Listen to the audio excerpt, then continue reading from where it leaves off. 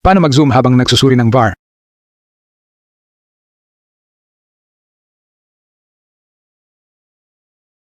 Buksan ang Live Now app. Pumunta sa settings at i-on ang Save Video Beta. Kailangang naka-on ito para makapag-rewind ng video kapag nag-check ng VAR.